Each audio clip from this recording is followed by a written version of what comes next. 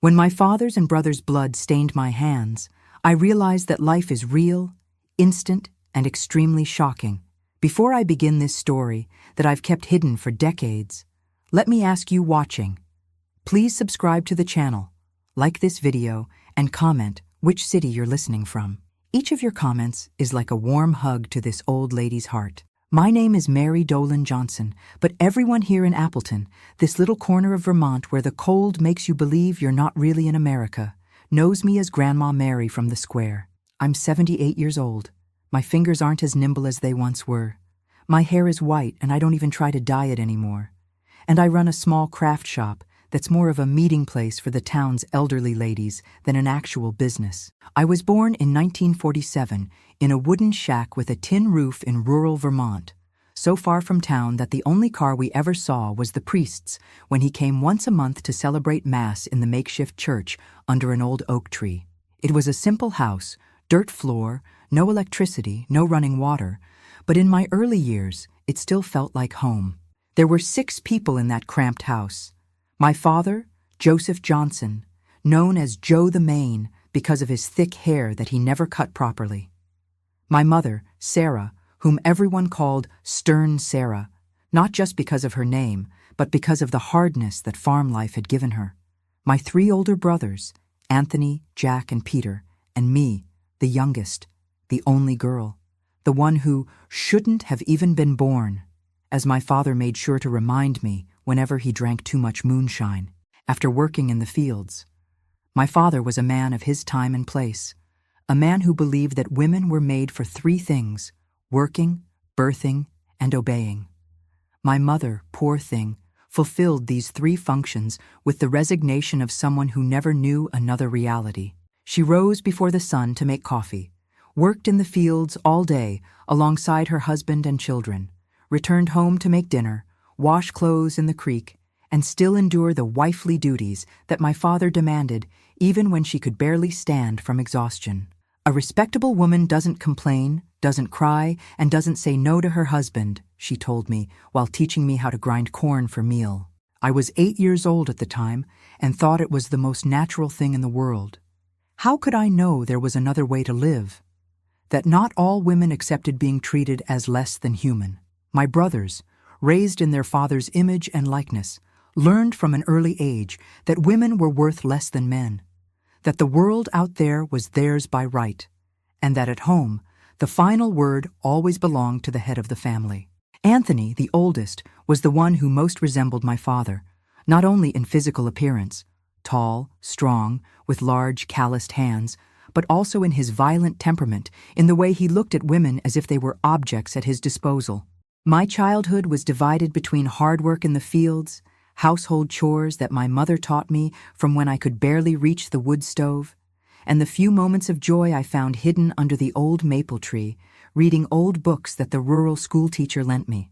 I studied until 3rd grade, when my father decided that a girl already knew how to read and count enough, and took me out of school to help more at home. "What's more schooling for? You'll just get married and have children anyway," he said, considering the matter closed, as he always did. I cried for days hidden in the barn, but it did no good. In our house, Joe the Maine's word was law, and no one, not even my mother, dared to contradict him. It was when I was 14 that things began to change. My girl's body began giving way to a woman's curves, despite the little food we had. I began to notice different looks from men when I went to the town market to sell vegetables from our garden. Looks that made me uncomfortable, that seemed to undress me without touching. But no look gave me more fear than that of my own brother, Anthony. He was 22 at the time, already a grown man, working in construction in town, returning home only on weekends. It was on one of these weekends that I noticed, for the first time, the way he looked at me when he thought no one was watching.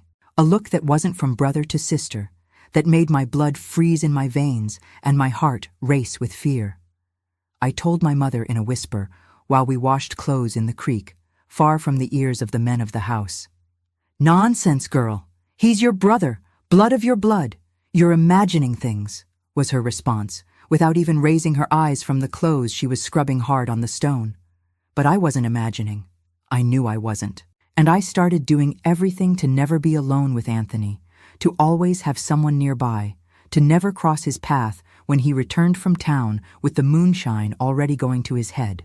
Time passed, and the situation at home got increasingly difficult. The drought of 1962 destroyed almost all our crops. Money, which was already scarce, became even more so, and my father's temper, which was never the best, soured completely. The beatings my mother received, which used to be sporadic, became almost daily, always for the smallest reason: cold food, poorly ironed clothes, or simply because he needed to take out his anger on someone for seeing life so hard. My dear friends who have followed me this far, I want to take a pause to sip some water. If you're enjoying my story, even though it's so sad, leave your like and comment which city you're watching from. Each of your comments is a ray of sunshine that illuminates this old lady's heart. It was during this difficult period that my maternal grandmother, Mrs. Josephine, who lived alone in a small house in town, began to get sick. My mother, being an only child, was the only one who could take care of her. After much discussion, my father allowed her to spend a few days a week in town, caring for her sick mother, but only on the condition that I take over all her duties at home. "If you don't manage the work, you'll get beaten until you learn," he warned on the morning my mother left for the first time to town, a bundle of clothes under her arm and her eyes full of concern at leaving me alone with those men. The first weeks were for adaptation. I woke up before dawn to prepare breakfast, made lunch, dinner, washed, ironed, cleaned, all under the critical eye of my father and the other look of my brother Anthony. My other brothers, Jack and Peter, had already left home by this time, one working at a lumber mill in Maine, the other trying his luck in Chicago. It was just the three of us in that house that each day seemed more suffocating. It was on a Thursday, the day my mother always went to town, that what I had feared so much happened. I was in the small makeshift bathroom at the back of the house, bathing with water I had carried in buckets from the creek, when I heard the door open. Before I could scream, my brother Anthony's large, calloused hand covered my mouth. "Don't even think about screaming, brat. I've been waiting for a chance like this for a long time," he whispered in my ear, the hot breath of moonshine giving me nausea. I tried to fight, tried to struggle, but he was much stronger. The details of what happened in that bathroom are things I prefer not to tell, that I've spent my whole life trying to forget. I only know that when it was all over, he left me curled up on the floor, trembling, with a clear threat: "If you tell anyone, I'll kill you and Mom." Tears mixed with the bath water as I tried to clean my body, feeling that I would never really be clean again. How could I tell anyone? Who would believe me against the word of the eldest son, my father's favorite? And even if they believed, what would happen afterward? In that place, at that time, it wasn't uncommon to blame the girl herself for provoking men. I spent the night wide awake, curled up on the straw mat that served as my bed, a piece of wood hidden under the pillow, trembling at every noise. The next morning, when my father and Anthony left for the fields, I ran to the creek and washed myself again, scrubbing my skin until it was red, as if the water could wash away the shame and disgust I felt. I decided I would tell my mother everything when she returned on Sunday. Despite my fear of the consequences, I couldn't keep that to myself. I couldn't continue living under the same roof as my abuser without any protection. But fate, which had already been so cruel to me, decided to give me another blow. On Saturday night, while preparing dinner, my father arrived with the news. My grandmother had gotten much worse, was in her final hours. My mother wouldn't return on Sunday as planned. She would stay in town until the end, until the funeral, perhaps for a whole week more. That news was like a bucket of cold water. Another week alone in that house, another week at the mercy of those men.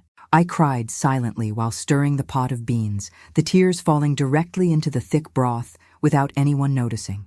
It was that night, after my father and Anthony had drunk almost an entire jug of moonshine and were snoring loudly in their hammocks, that I began to plan.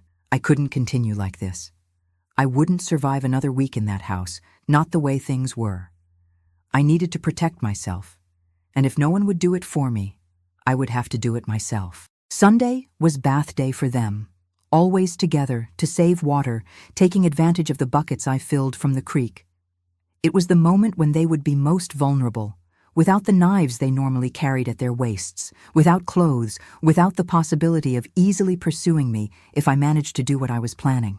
My father kept a sharp machete that he used for cutting wood. I knew where it was. I also knew how to use it. It wasn't the first time I had picked up a heavy tool. I had helped in the fields for as long as I could remember, had strength in my arms despite my thinness, knew how to handle that blade. As I planned every detail that night, unable to sleep, with my heart beating so hard it seemed like it would come out of my mouth, something inside me changed. I was no longer that frightened girl, paralyzed by fear. It was a different force, a cold determination that I had never felt before. I would survive, at any cost. That night, I made my decision. It was them or me, and it wouldn't be me. I spent all Sunday pretending normalcy.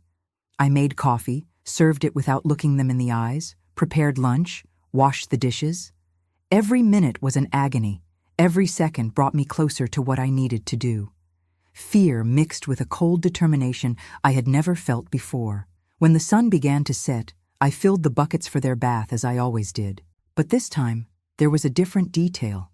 The machete that my father used for cutting wood, the one he always kept sharp as a razor, wasn't in the corner of the kitchen where it usually stayed. It was hidden inside the bathroom under one of the buckets. What happened in that bathroom changed my life forever. I'm not proud, but I don't regret it either. I did what I had to do to survive. When I finished, there were 2 fewer lives in that house and blood on my girl's hands that would never be a girl's hands again. I cleaned everything carefully. I washed the machete in the creek, scrubbed the bathroom floor, dragged the bodies to the hole my father had started digging for a cistern. I covered everything with dirt, stones, dry branches. The moon was my only witness. Before dawn, I was already on the road with a small bundle containing my few clothes and the money I found hidden in the kerosene can. I walked all night to town, where my mother was watching over my grandmother's body. I rehearsed every word during that walk. What would I say? How would I explain the sudden disappearance of the 2 men of the house? The story I invented was simple. I had heard them talking about going to the gold mines in California, where they said there was gold. Then, they had a bad fight and left, each going their separate way.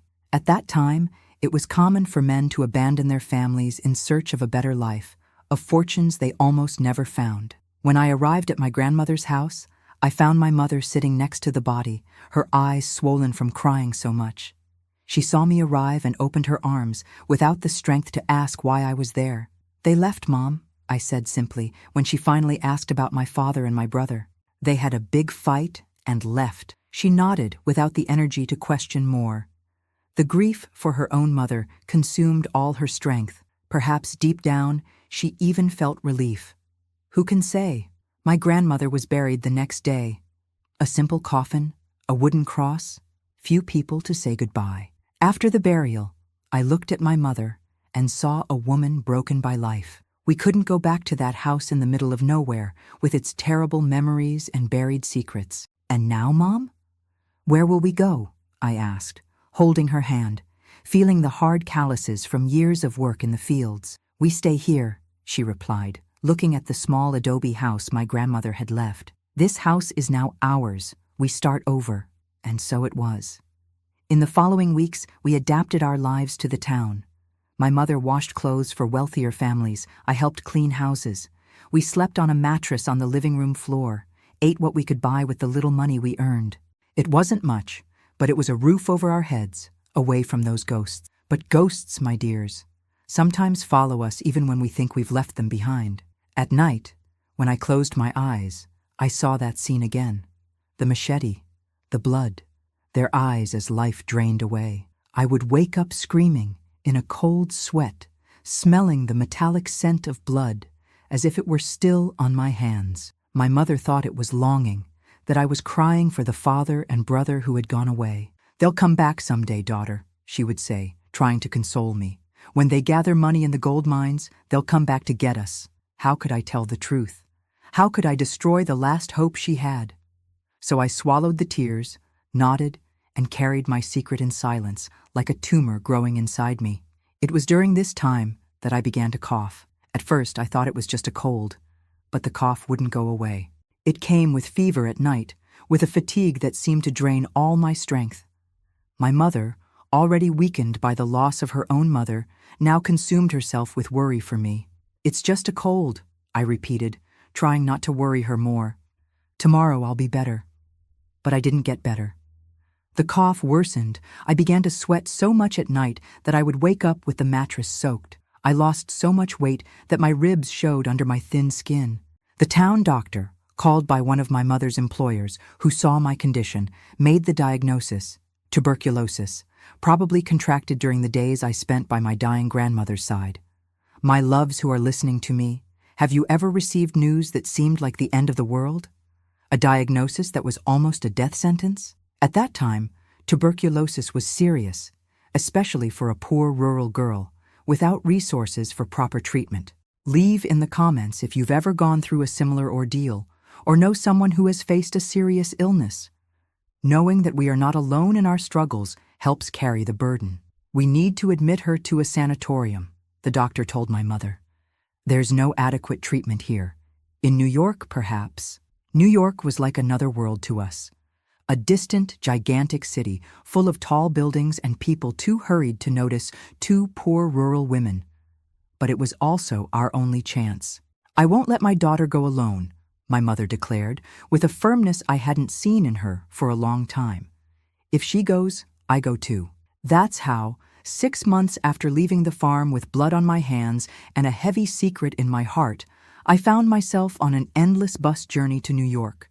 The cough tore at my chest, the fever came and went, sometimes so high that I was delirious. My mother, sitting beside me, held my hand as if she could anchor me to life with just that touch. We had little money, almost no luggage, just the address of a distant countryman who had migrated years before, and they said, had done well in the big city. He was the brother of a neighbor from town, a man we barely knew, our only hope in a huge and indifferent city. When we arrived at the bus station in New York, it was already night. A cold, damp night, so different from the hot, dry nights of rural Vermont.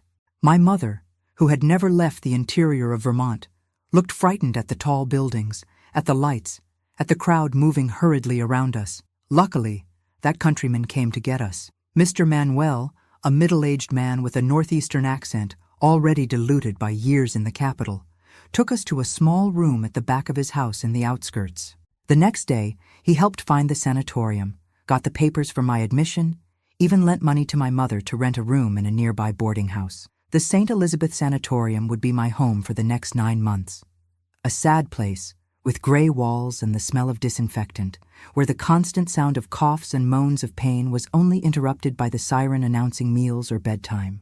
There, lying on a narrow bed, staring at the cracked ceiling day after day, I began to relive that afternoon in the bathroom on the farm, not only with guilt or fear, but with a strange sense of detachment, as if it had happened to someone else. Visits were allowed only on Sundays, for half an hour. My mother never missed one. She always arrived bringing some fruit, a cookie, any small treat she could buy with the money she earned as a domestic in a family home. She would sit beside my bed, hold my increasingly thin and transparent hand, and tell stories of the big city, of things she had seen, of people she had met. "How are my father and my brother?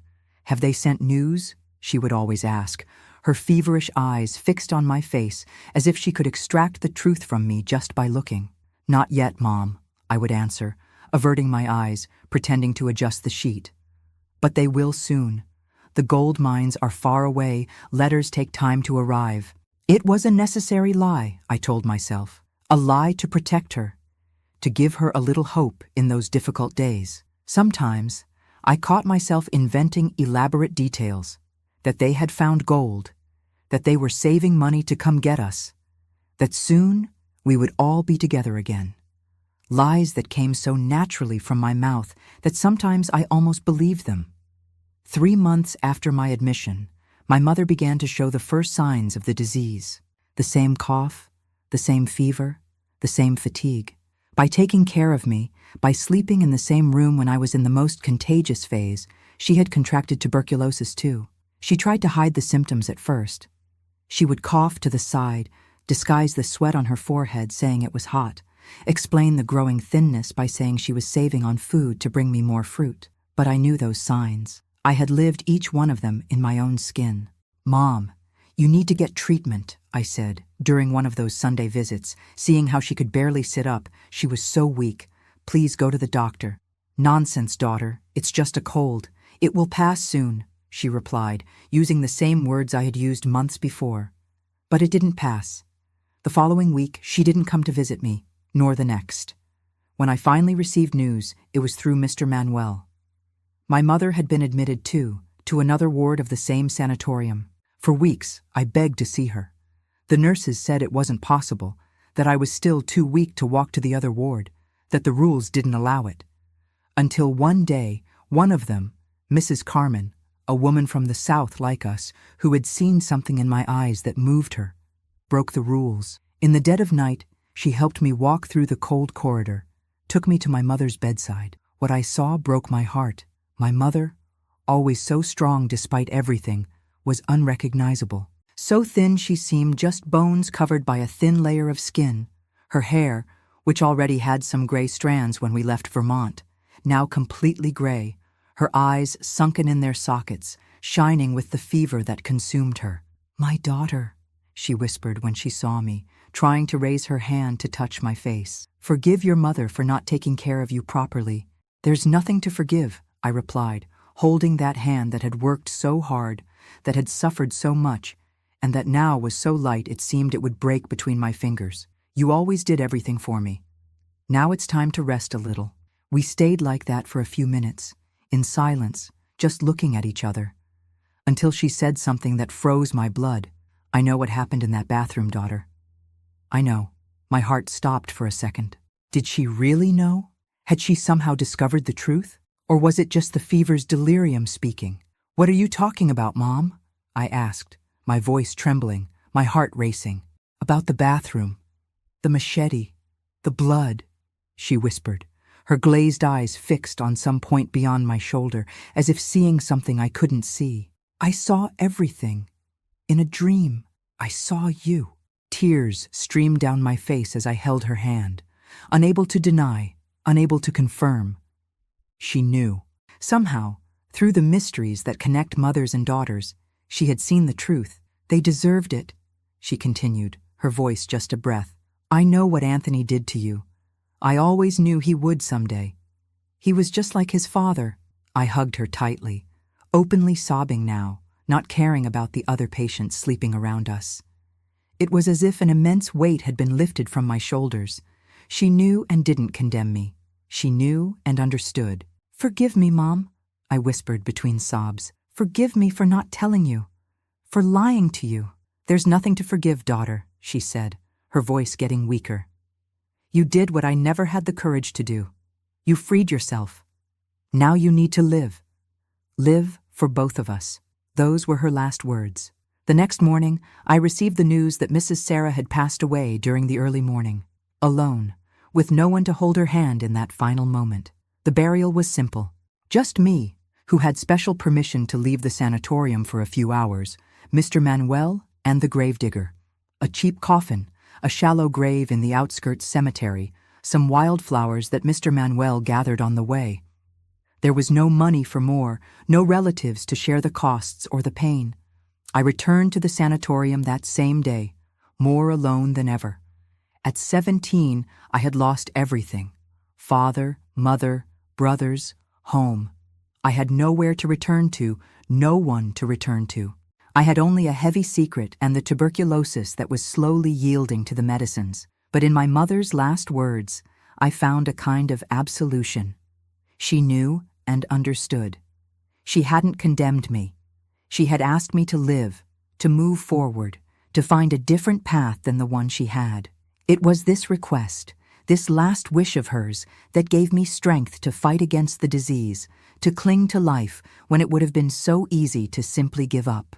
In the moments of greatest despair, when the fever made me delirious and the pain in my chest was almost unbearable, I remembered her words, "Now you need to live. Live for both of us." And so I did, my dears. So I did. I was discharged from the sanatorium 9 months after entering. I had lost so much weight that my clothes seemed to belong to someone else. In the mirror, I saw an old young girl with sunken eyes and skin stretched over visible bones. But I was alive. I had survived. And I carried a silent promise made to my mother on her deathbed, to live the life she never had a chance to live. Mr. Manuel, that countryman who welcomed us when we arrived in New York, helped me in my first steps outside the hospital. He arranged a small room at the back of his house for me to stay until I found work and could support myself. "You can't go back to the farm, girl," he said. "Tuberculosis can return if you don't take proper care. Stay here. Start a new life." That made sense. Not just for fragile health, but because I had nothing and no one waiting for me in Vermont. Only painful memories and 2 bodies buried in a distant yard. I started working as a domestic in the house of an Italian family in Brooklyn. Mrs. Eleanor, the employer, was an elderly lady who had lived alone since her husband died and her children had returned to Italy. A rigorous woman, but fair, who didn't mind my heavy accent or my lack of experience in big city houses. "I see in your eyes that you already carry too much sadness for someone so young," she told me on the first day. "Here you will find hard work, but also respect." And so it was. I worked Monday to Saturday, from 7 in the morning to 6 in the evening, with only an hour for lunch. The salary was low, but it included meals and a roof over my head. It wasn't much, but it was a start, a fresh start. Gradually, I learned to live with my secret. The nightmares still came, but less frequently. My hands no longer trembled when I saw a machete or other cutting object. Guilt, yes, never completely abandoned me. Not for what I had done. I never regretted that. But for the price my mother ended up paying. If I hadn't done what I did, if we had continued in that miserable life, perhaps she wouldn't have contracted tuberculosis.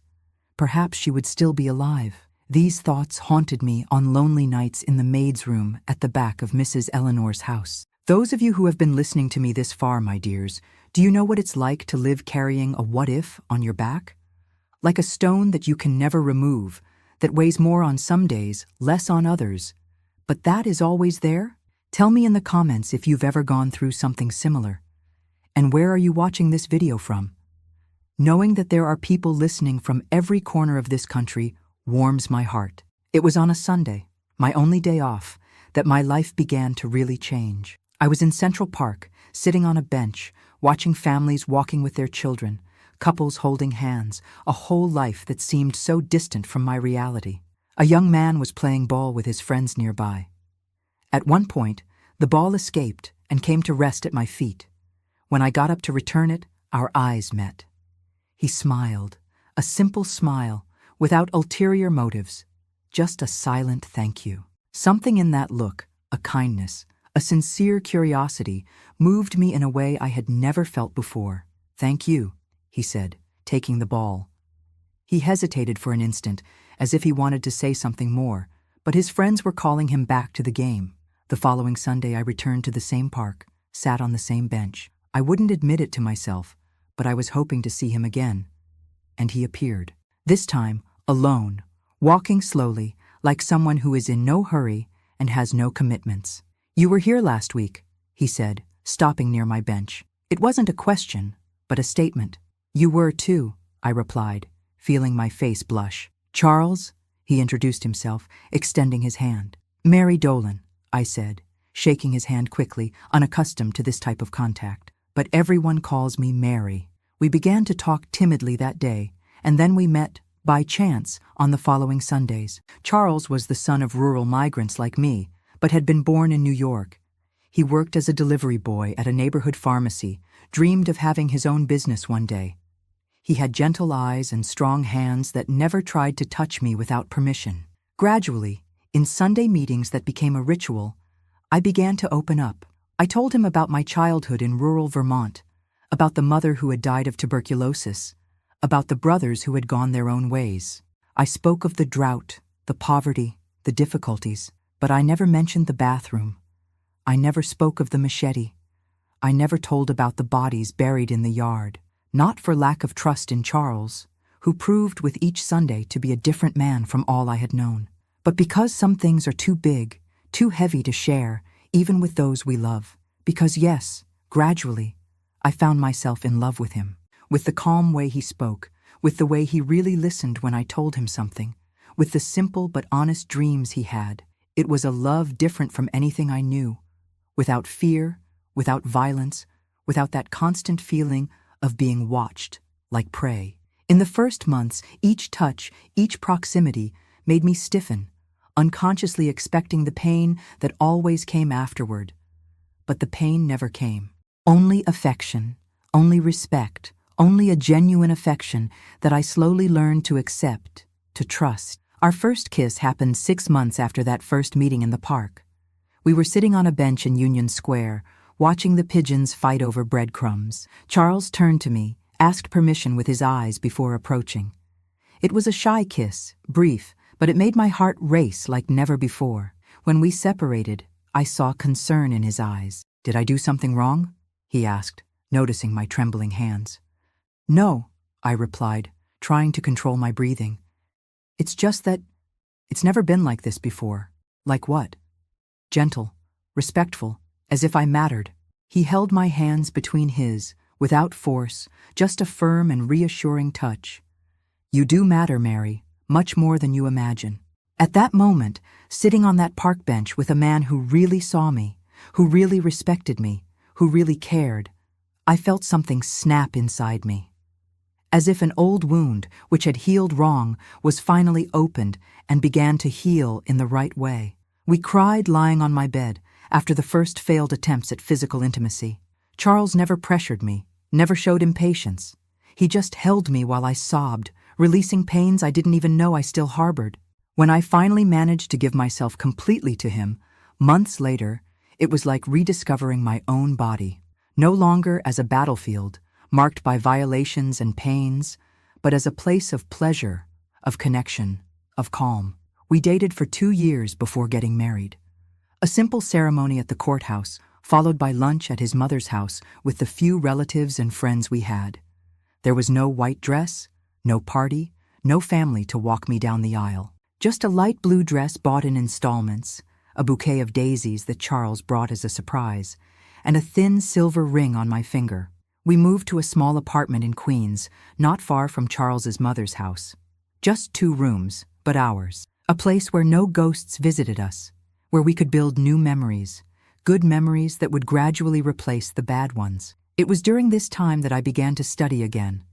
Evening remedial classes, twice a week, after work at Mrs. Eleanor's house. Charles encouraged me, helped me with the lessons, celebrated each small achievement as if it were a great feat. "You have potential for much more than cleaning other people's houses," he would tell me when I doubted my ability. "One day you'll go to college, you'll be a respected professional, you'll help other people who went through what you went through." At that time, I thought he was dreaming too big. How could a poor, semi-literate country girl go so far? But Charles believed in me with such unshakable certainty that gradually I began to believe too. I studied with fierce dedication. Every free minute was spent with books, notebooks, exercises. When I finished the remedial course 3 years later, I had the best grades in the class. The teacher called me aside after graduation. "You have potential, Mary," she said, adjusting her glasses on her thin nose. "You should continue studying." Those words, so similar to what Charles had been repeating for years, finally found fertile ground. The following week, I looked for information about a nursing technical course that accepted scholarship students. "It's perfect for you," Charles exclaimed when I told him about the course. "You, who have suffered so much with illness, will be able to help others not to suffer the same." There was a symmetry in this that seemed right. I, who had known so much pain, could learn to alleviate it in others. There was a kind of redemption in this path that now opened before me. I prepared for months for the selection test. I studied after work, on weekends, in every free minute. Charles helped me by asking questions while I washed the dinner dishes. It was quite an effort, and when the result came out, I could hardly believe it. I had passed in 3rd place. The course would last 2 years, with classes in the morning and internship in the afternoon. I had to leave my job at Mrs. Eleanor's house, which meant tightening an already thin budget. Charles took on more overtime at the pharmacy. I began doing sewing work at night to supplement our income. They were years of scarcity, of sacrifice, but I never regretted it. It was during the nursing course, caring for patients with stories as painful as mine, that I began to better understand what had happened in that bathroom so many years ago. It wasn't just about revenge, about returning the violence I had suffered in kind. It was about survival, about doing what needed to be done to continue existing. In basic psychology classes, I learned about trauma, about defense mechanisms, about how the mind processes devastating events. I began to see my past not just as a sequence of horrors, but as a journey of survival against all expectations. Gradually, the weight of that secret became lighter. Not through forgetting. I never forgot what happened in that bathroom, never forgot the bodies buried in the yard, but because I began to forgive that 16-year-old girl who had no choice, who did what she did to stay alive. My secret stayed with me. I never told Charles, never told anyone after my mother passed, not out of fear of judgment. With time, I learned that what others think of me matters less than what I think of myself. But because some stories are ours to carry, some scars are marks of battles we fought alone. Charles sometimes noticed my distant look when something made me remember those days. A news story in the paper, a similar case during my internship, the smell of wet earth after rain. In these moments, he would just hold my hand without questions, respecting the silence I needed. It was one of the many reasons why I loved him more each day. When I graduated as a nurse technician, at 22, I felt I had finally found my path, working at the same hospital where I had done the course, caring mainly for women and children. I discovered that my own pain could be transformed into compassion, into understanding, into concrete help for those who needed it. I developed a special sensitivity to recognize the signs of abuse and violence that many tried to hide. I knew how to identify the look of a woman who lived in fear inside her own home because it was the same look I saw in the mirror throughout my adolescence. I recognized in children the same behaviors I had adopted to survive. The way of shrinking when someone raised their voice, the startling at the slightest unexpected touch. Many times, I was the first to notice that fall down the stairs was actually a punch, that those playful bruises were actually signs of something much worse. In the 70s, these things were still treated as family problems in which no one should interfere. But I interfered. Discreetly, offering information, offering a word of support, sometimes just a look that said, "I know, I understand, you are not alone." Each woman I managed to help, each child I managed to protect, was as if I were saving a bit of myself. As if, through them, I could give the girl I once was the help I never had. The perfect plan, after all, hadn't just been that Sunday afternoon in rural Vermont with a machete hidden under a bucket. The perfect plan was this: to survive, rebuild, transform pain into purpose. It was to use scars not as reminders of what hurt me, but as maps to help others find their own way out of hell. While many plans in life fail, this one, the most unlikely of all, was working. Each day, each month, each year, I moved a little further away from that wooden house, from that bathroom, from those ghosts. Not through forgetting, but through growth, like a tree that, planted in poor soil, finds strength to grow toward the sun, its roots always firm in the earth that saw it born, but its branches increasingly higher, seeking the light. When I finished the nursing course, my life finally seemed to be on track. I was married to a good man, had a respectable profession, a roof over my head. But inside, I still carried that weight. It was no longer a crushing stone like in the first years, but a constant presence, like a shadow that lengthens or shortens, depending on the light, but never completely disappears. I worked mainly with women and children in the hospital. It wasn't a conscious choice at first, but over time, I realized it was where I felt most useful, where I could really make a difference. I had a special ability to identify signs that no one else noticed, the way a woman would shrink when her husband entered the room, the look of a child that would avert when they mentioned the father or uncle. "How do you know?" Dr. Robert, the head physician of pediatrics, once asked, after I identified signs of abuse in a girl everyone thought was just shy and clumsy. "How can you see what no one else sees?" "I recognize the look," I simply replied. "I've seen it in the mirror many times." The doctor didn't insist, respecting my silence about my own past. But from that day on, he began to call me whenever he suspected similar cases. Over time, I became a kind of reference in the hospital for this type of situation. It was 1975, a time when domestic violence was still treated as a private matter, when child abuse was often ignored or minimized. There were no women's police stations. There were no specific laws to protect victims. There wasn't the social awareness we have today, even if still imperfect. Amid this scenario, I began to do what I could, with the limited resources I had. I would talk privately with women I identified as victims, offer information about shelters that were beginning to appear in the city, sometimes hide a patient in the hospital ward for longer than necessary, just to give her a few days of peace while trying to find a way out.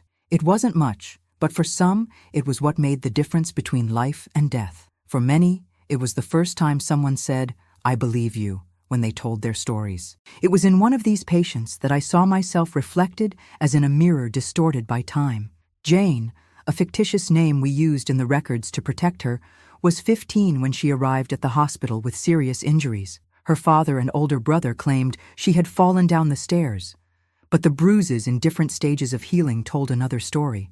When I finally managed to speak to her alone, I saw in her eyes the same terror I knew so well. The same certainty that no one would believe, that nothing would change, that the only escape would be death, hers or theirs. "I know what's happening," I said, holding her hand carefully to avoid pressing the bruises. "And I want you to know that you have a choice. There is a way out." She looked at me as if I had just spoken in another language, something completely incomprehensible.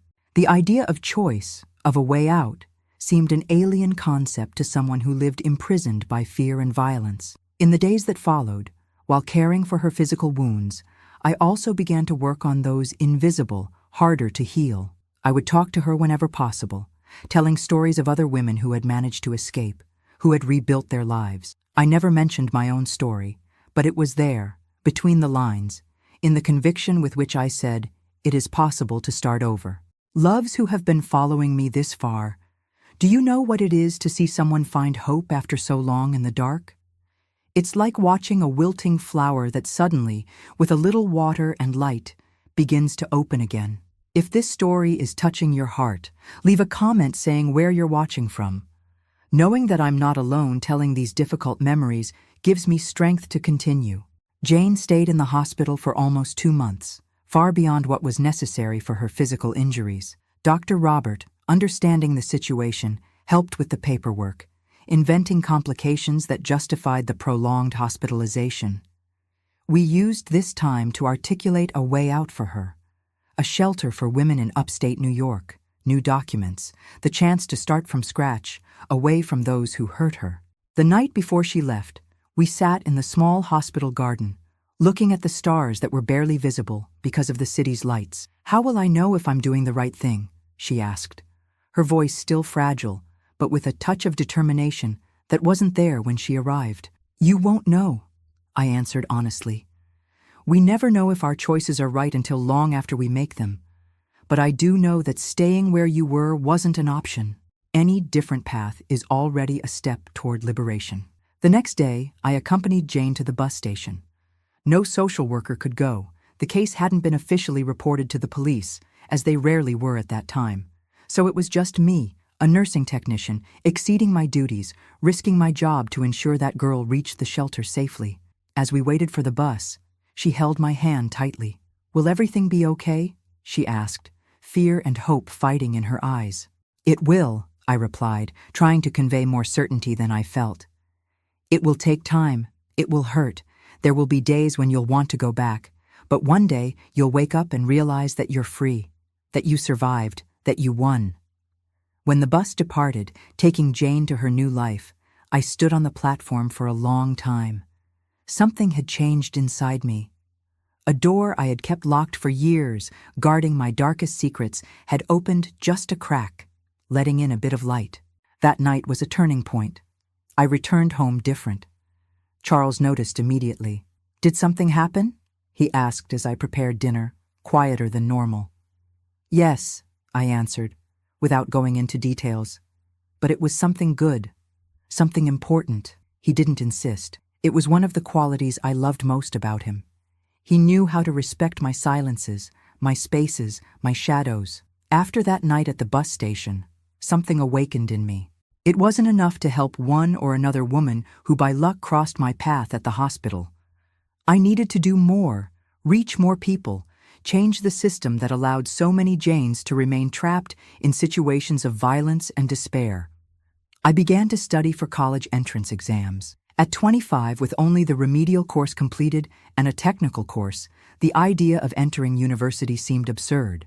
But Charles, as always, supported me unconditionally. "If anyone can do it, it's you," he would say on the nights when I almost gave up in the face of the mountain of subjects to study after a full day of work. I took the entrance exam for psychology at NYU. On the morning of the exam, my hands trembled so much I could barely hold the pencil. I looked around and saw only young people of 17, 18 years old, most of them middle class, who had studied in good schools, done prep courses, prepared their whole lives for that moment.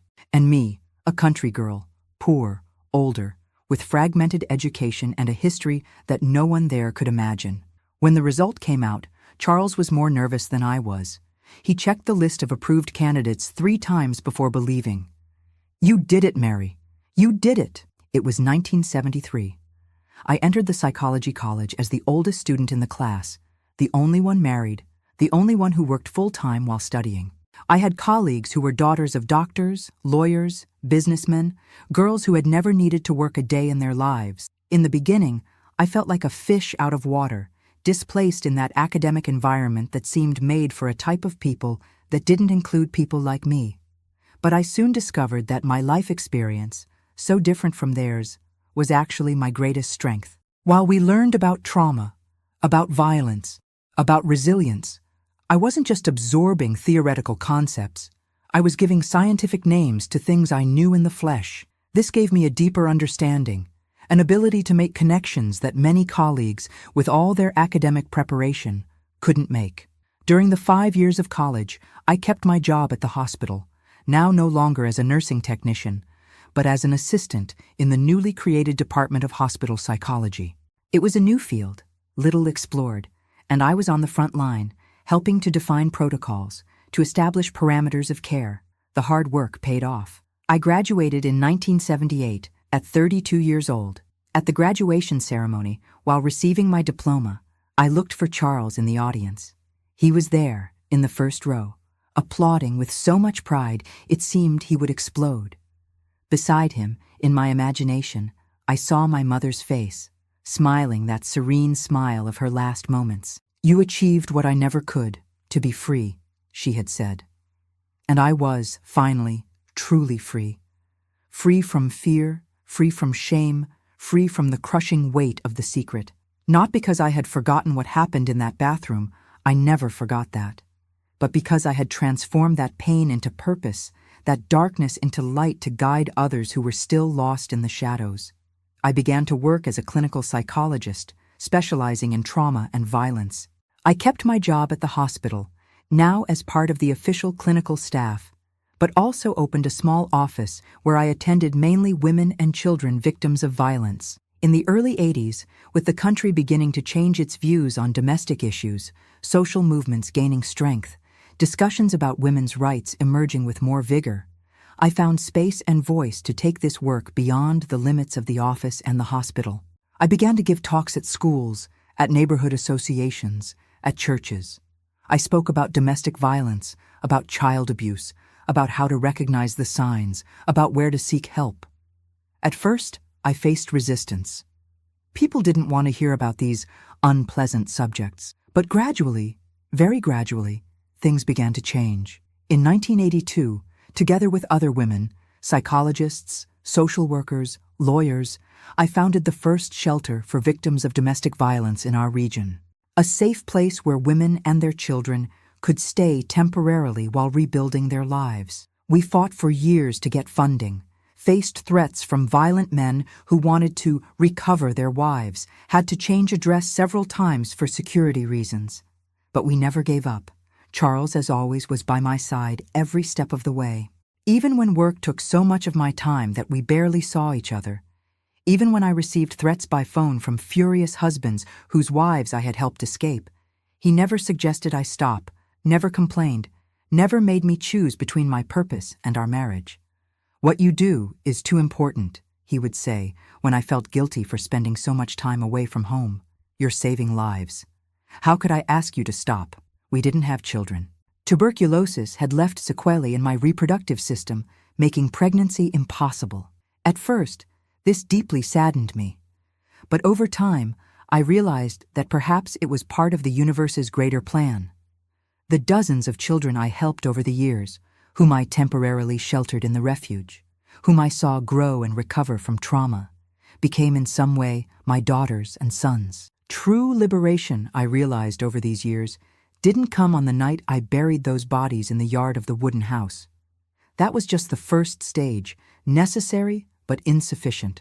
True liberation came gradually, with each woman I helped find her own way out of hell, with each child who managed to smile again after so much suffering. True liberation came when I understood that my story, however painful it might be, didn't define me, that I could use it not as a chain that tied me to the past, but as a tool to build a better future, for me and for others, that the greatest revenge against those who tried to destroy me wasn't killing them, but living fully, loving deeply, and helping others do the same. I never saw Jane again after that night at the bus station, but years later, we received at the shelter a young mother fleeing from her violent husband. While telling her story, she mentioned the nurse who had helped her escape from her father's and brother's house years before, who had given her courage to believe that she deserved a better life. She said that one day I would wake up and realize that I was free, that I had survived, that I had won, she recounted, holding her small child in her arms. And she was right. That's why I'm here now, seeking help again. Because I know I can start over once more. At that moment, I understood that liberation is not a single event, but a continuous process. That sometimes we need to free ourselves several times throughout life, from the different prisons in which we find ourselves, and that each time we become a little stronger, a little wiser, a little more free. The frightened girl from the bathroom had finally found peace, not through forgetting, not through denial, but through transformation. What happened that night never ceased to be part of my story, but it ceased to be my entire story. It became just a chapter, painful, yes, but not definitive, of a much larger story of resilience, of purpose, of true liberation. And that, my dears, is the greatest victory we can have over our tormentors, not allowing them to have the last word on who we are and who we can become. The 80s were a period of great transformations in America and in my life. The country was changing its views on domestic violence, social movements were gaining strength, and I was consolidating my work as a psychologist and activist for women's rights. Our shelter for victims of domestic violence became a reference in the region, serving dozens of women and children each year. In 1985, when the National Coalition Against Domestic Violence was expanding its influence, I was invited to participate in a working group that would develop proposals for public policies aimed at confronting violence against women. It was the first time that serious attention was being given to this issue at a national level. For me, who had started alone, helping one woman at a time in the hospital, it was almost unbelievable to now be participating in discussions that could change the lives of thousands. The meetings happened in Washington, and with each trip, Charles would take me to the airport, always with that proud smile that never diminished over the years. "My wife, the doctor," he would joke while carrying my suitcase. Who would have thought that shy girl from the park would change America? He was exaggerating, of course. I wasn't changing America alone.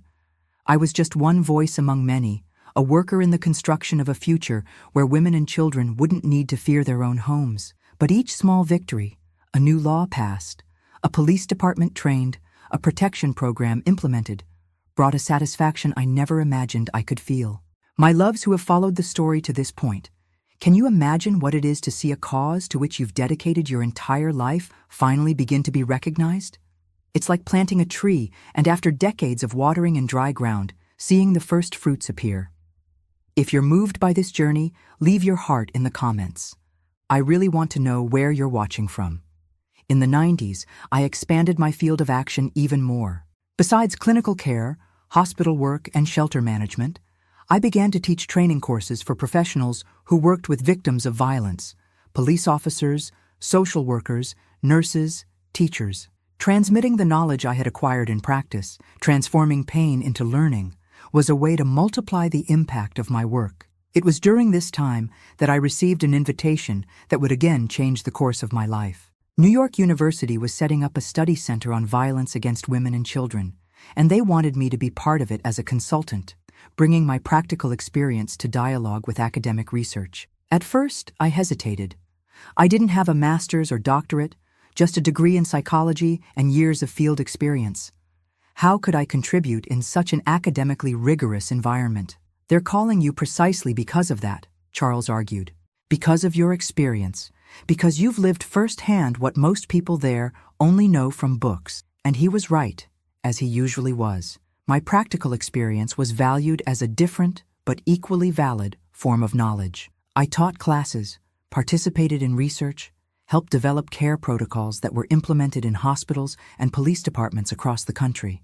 Working at the center made me realize the importance of documenting the knowledge acquired over the years. In 2003, at 57, I published my first book, Breaking the Silence, a practical manual for identification and intervention in cases of domestic violence. It wasn't an academic treatise full of technical terms, but a simple guide, written in accessible language, intended for teachers, health professionals, social workers, anyone who could be the first line of defense for women and children at risk. To my surprise, the book had a much greater reach than I expected. It was adopted in training courses, translated into Spanish, and distributed in other countries in Latin America. I received invitations for international lectures, for consultancies, to participate in global forums on the subject. Charles, already retired from the pharmacy, accompanied me on many of these trips. I never imagined I would see Paris, he said, as we walked hand in hand through the streets of the City of Light, where I had been invited to a human rights congress. The girl who once dreamed of learning to read to escape the brutal reality of the farm now traveled the world sharing knowledge, influencing public policies, helping to build international networks of protection for victims. Sometimes, life draws such unexpected paths that they seem unbelievable. Looking back at the journey I've traveled, from the wooden house in rural Vermont to university auditoriums in Europe, from the abused girl to the woman recognized for her work in defense of other victims, I barely recognize that frightened child I once was. The transformation didn't happen overnight. It was a long process, sometimes painful, of constant reconstruction, of learning to trust again, to love again, to believe that I deserved good things in life, of transforming anger into fuel for change, fear into motivation for protection, pain into compassion. Charles was fundamental in this process. Our marriage, which lasted more than 50 years, was a partnership in the deepest sense of the word. He never tried to save me.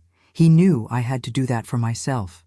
But he was always there, offering his support, his love, his unconditional understanding. Even in the moments when I couldn't understand myself, he was there, holding my hand in the dark, walking by my side. I never had the courage to tell him the whole truth about what happened in that bathroom, about the bodies buried in the yard. Not out of fear of his judgment. If there was anyone in the world who wouldn't judge me, it was Charles. But because some stories are ours to carry alone, some burdens don't need to be shared, even with those we love most. I think he knew there was something more, a shadow in my past greater than those I had revealed, but he respected my silence, my boundaries. What matters isn't what happened to you, he would say. It's what you did with what happened. And what I did was transform my trauma into purpose, my pain into service to others, my story into hope for those who were still in the middle of the nightmare. Not out of altruism.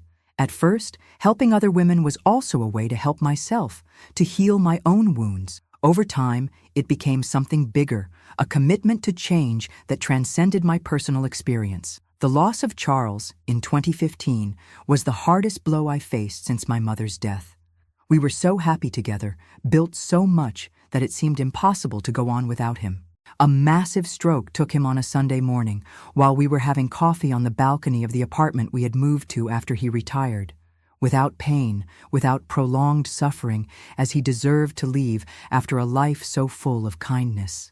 In the months that followed, I discovered again the strength I didn't know I had, the same resilience that made me survive that bathroom in rural Vermont, tuberculosis, so many other challenges, now helped me continue without half of my heart. I continued working for a few more years. The center at the university, the shelter, the lectures, the consultancies. But gradually, it became clear that it was time to pass the baton to younger generations. There were now so many brilliant women following the path: psychologists, lawyers, social workers, police officers, teachers, many of whom I had helped train. It was time to let them lead. When I turned 70 in 2017, I officially retired. They organized a surprise party that gathered hundreds of people: colleagues, former students, women who had passed through the shelter, children, now adults, whom we had helped protect, all people whose lives, in some way, had been touched by the work to which I dedicated my existence. It was at that moment, seeing all those faces, hearing all those thank yous, that I finally understood the full meaning of those words my mother whispered on her deathbed. You freed yourself. Now you need to live. Live for both of us. I had lived, yes. Not just survived, but truly lived. And not just for myself and my mother, but for all the women who didn't have a chance to escape, who didn't find help in time, who couldn't rewrite their stories as I managed to rewrite mine. After retirement, I made a decision that surprised many friends in New York. I returned to Appleton. Not to the farm, of course. That place with its dark memories probably no longer existed, but to the town, which had grown and modernized in the half-century since I left it. I bought a simple but comfortable little house near the central square. I opened a small craft shop, more as a pretext to have a place to receive people than out of financial necessity. There, among laces and embroideries made by women from the region, many of them rescued from situations of violence through a social project I helped implement, I sit every day and talk with whoever wants to. The people of the town know me as Grandma Mary from the square, the white-haired lady who tells stories, who listens without judging, who always has a word of comfort. Few know my complete trajectory, the published books, the international lectures, the pioneering work in New York, and even fewer know the deepest secret of that bathroom in rural Vermont, of those bodies buried in a yard that probably no longer exists. Sometimes, when I'm alone at night, looking at the stars through the window, I still think about that day, not with guilt. That emotion was left behind a long time ago. I think with a kind of quiet acceptance. I did what I needed to do to survive, and then I used my survival to help others not need to do the same. Life has this strange way of creating meaning even from the most painful experiences. What seems an unbearable curse can, with time and work, transform into a blessing, not just for us, but for others. Our deepest wounds, when healed, can become sources of healing for the world around us. If you, my dears, who have accompanied me this far, take any lesson from my story, let it be this: the past marks us, but doesn't define us. We can choose how to use our scars, whether to perpetuate pain or to recognize and heal the pain of others. We can be shaped by the violence we suffered or by the strength we discovered to overcome it. The choice is difficult, the path is long, but it is a possible choice. Today, at 78, I look back with a mixture of amazement and gratitude. Amazement for the child who survived against all odds. Gratitude for the life I managed to build from the rubble of what was taken from me. I don't know how much longer I have in this world, but I know that each day is a victory over those who tried to destroy me. Each smile is an act of resistance. Each moment of peace is proof that, in the end, they didn't win. I won. I not only survived, but flourished, and I helped others do the same. I also ask, with an open heart, that you like this video, subscribe to the Grandparents' Tales channel, and especially comment where you're watching from. Each story shared is a hand extended to someone who may be going through the same now, feeling as alone as I felt in that bathroom so many years ago. Life isn't easy for anyone, my loves. We all carry our burdens, visible or not. But if we can share the weight, if we can extend a hand to each other, if we can transform our pain into purpose, well, there lies the true miracle of human existence. The ability to rebuild from scratch, to be reborn from our own ashes, to find light even in the deepest darkness. I'm Grandma Mary from the Square, and this was my story. Thank you for listening to me with such affection and respect. May God bless each one of you, and may strength and hope never be lacking in your hearts.